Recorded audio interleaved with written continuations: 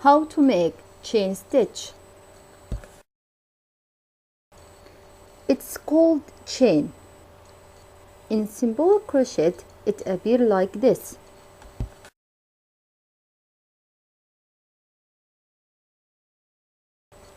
Chain stitch is very important stitch in crochet because most of crochet work begin with it.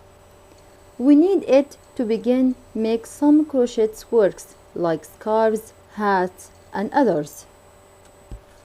How to make chain stitch.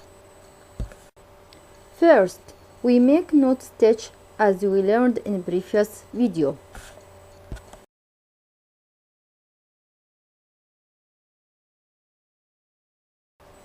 Yarn over, turn hook to the down, and take hook inside loop and pull through.